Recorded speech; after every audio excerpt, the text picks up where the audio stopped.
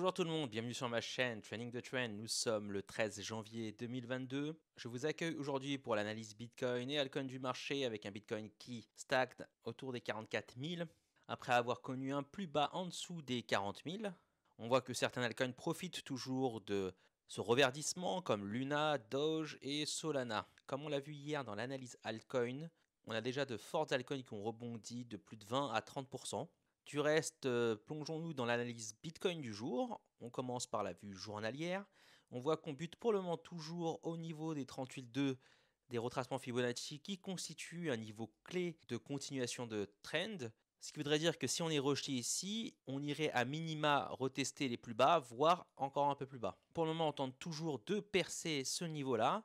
Et à court terme, je serais plutôt optimiste pour une continuation vers le haut. Et je dis bien à court terme. Pourquoi ça? Eh bien, si on passe en 1 heure tout d'abord, je fais réapparaître nos moyennes mobiles. En 1 heure, on avait identifié hier donc une zone de stagnation ici, puisque le 1 heure et le 2 heures commençaient un peu à fatiguer, c'est le cas.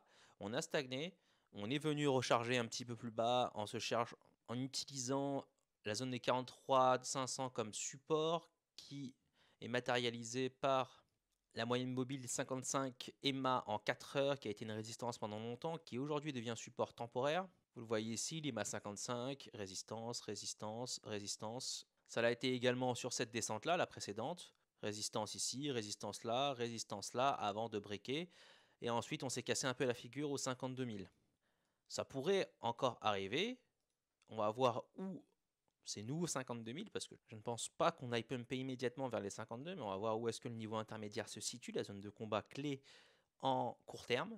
Le Bitcoin, s'il arrive à se maintenir entre cette zone-là et là, autrement dit au-dessus des 43 400, disons 43 500 et les 44 300. Aujourd'hui, je dis bien aujourd'hui, si les bitcoins arrivent à se maintenir dans ces niveaux-là, je pense que dans les prochaines 24 heures, on verra un bitcoin chercher la zone plus haute. Parce qu'on a la moyenne EMA 10 qui vient croiser les MA 55 qui va pousser les prix un peu vers le haut. Sans doute que le bitcoin stagnait depuis hier en attendant justement ce croisement-là afin de pousser les prix vers le haut via la moyenne l'EMA 10 en 4 heures. Par contre, si on n'arrive pas à se maintenir dans ces prix-là, durant les prochaines 4 heures, on reviendra chercher la zone basse. Les 43 200, 43 500 matérialisés notamment par cette ligne horizontale orange, c'est la clôture hebdomadaire du dernier creux sur le Bitcoin qui a constitué donc une résistance assez forte. On est venu s'y buter une fois, 2 fois avant de pouvoir la traverser. Pour l'instant, on évolue au-dessus, on est pris en sandwich par certaines moyennes mobiles. Et disons le play classique, ce qui se passe, c'est que les franchissements des moyennes mobiles plus dynamiques aident le prix à passer ces niveaux de résistance temporaire. Maintenant, où sont les niveaux de résistance que l'on voit au-dessus? On va réajuster celle-là pour l'ajuster vraiment aux mèches du range précédent. Le range précédent, c'est celui-ci, entre 48 000 et 45 600 environ. Le Bitcoin pourrait réintégrer ce range, voire se casser les dents avant à l'entrée, et même probablement certainement se faire rusher sur sa première entrée, trouver un support plus bas avant de réintégrer le range précédent.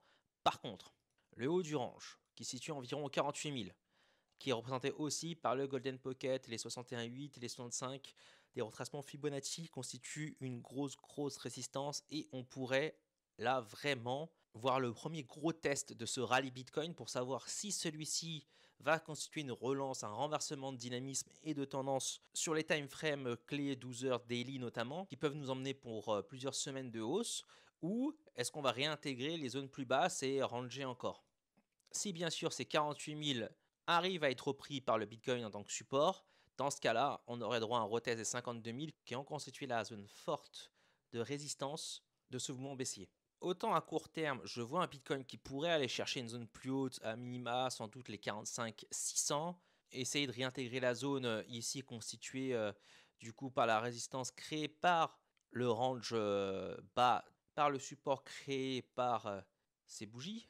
À court terme, autant je vois le Bitcoin se réessayer à réintégrer la zone et tester les 45 600 créés par ces différentes bougies-là qui ont créé ce support aujourd'hui qui est devenu résistance, également confluent avec les niveaux 0,5 de la suite des retracements de Fibonacci. À moyen terme, on a l'EMA 55 qui est venu traverser l'EMA 200 en croisement bear. Certes, on a un prix qui a pumpé lors de ce croisement. Mais à moyen terme, souvent le move classique c'est un pump lors du croisement et ensuite on va suivre donc les mâts 55 qui continuent à se diriger vers la baisse. On va aller voir précédemment ce qui s'est passé. Ici ça n'a pas croisé. Ici on est venu croiser et c'était donc la structure de bottom de cet été. Là on a le croisement, on a le pump initial, retest d'en bas, on a un nouveau pump à nouveau proche de la période du croisement avant de chercher des prix plus bas et de retester donc les supports les plus bas de la zone.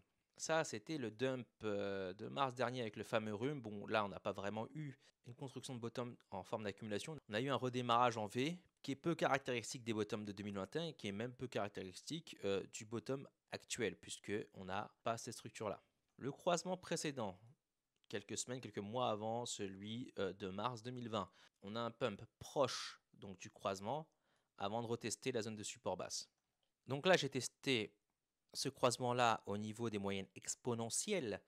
Le marché traditionnel, vous allez retrouver ça dans la presse, notamment on parlait du death cross, du croisement de la mort du Bitcoin. C'est le croisement des moyennes mobiles simples, 50 et 200. Donc la bleu clair, c'est la 50 moyenne simple et celle en marron orange, c'est la moyenne simple 200 en journalier. On va aller voir ce qui s'est passé précédemment. Là, on est proche du croisement, il va arriver quoi qu'il arrive, hein. Même si le Bitcoin arrive à pumper pendant quelques jours, ça va arriver. Il y a tellement de bougies précédentes qui vont entraîner les prix vers le bas. Pardon, la moyenne mobile vers le bas. Croisement précédent, c'est aussi durant l'été. Voilà, et ça on a déjà vu, ça s'est passé de manière très proche au niveau des moyennes mobiles exponentielles. Vous allez voir qu'on a un pump juste avant le croisement et ensuite on va continuer vers le bas. Là vous avez un pump qui survient juste avant donc le croisement. Et je pourrais me tromper, pourquoi pas, hein, le prix pourrait faire ça. Du reste, historiquement, ça a plutôt fait ça. On va aller voir le croisement précédent, celui de mars 2020, il est assez peu caractéristique, même si on peut voir que le croisement a entraîné un certain pump avant de retester donc le support. Pas exactement la même chose, puisque vraiment la zone basse était tout en bas suite au gros dump de mars. Comme je l'ai dit juste avant, c'est assez peu caractéristique des bottoms qui ont été créés en 2021 par le Bitcoin. Cela dit, pourquoi pas avoir quelque chose de similaire, c'est-à-dire un gros pump et puis un support qui s'établit plus haut que le bottom actuel. Le croisement juste avant, on a même les prix qui passent au-dessus avant de donc rechercher une zone basse en dessous et trouver un support. Et autrement avant ça, c'était un vrai bear market, donc on va pas s'y intéresser tout de suite parce que nous ne sommes pas encore, en tout cas dans des situations aussi critiques pour les bulls. D'autre part, sur une de mes vidéos précédentes, je vous avais parlé de cette zone-là. Passez en weekly, vous allez voir ce qui se passe.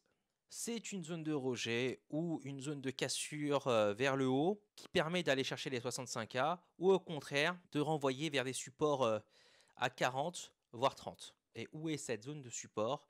Où est-ce qu'elle finit? Vers les 47 000, donc proche des 48 000 qu'on a identifié comme une résistance forte, le premier vrai test du Bitcoin pour voir si on pourrait éventuellement parler d'un rallye de reprise, d'un renversement de tendance. Donc là, on voit qu'il y a une confluence au niveau de plusieurs lecture graphique, mais aussi via plusieurs méthodes. On a de la confluence autour de cette résistance forte autour des 47-48 000, où on pourrait s'y réessayer. C'est pas ma première hypothèse, mais on verra. Ma première hypothèse, c'est d'aller retester les 45-600 environ, voir ce qui se passe, peut-être un pullback avant de pouvoir réintégrer peut-être le range précédent et de s'essayer vraiment au premier vrai test des 48 000 qui ont constitué une résistance déjà forte précédemment et peut-être pourquoi pas les casser et confirmer ce range haussier par une cassure des 52 000.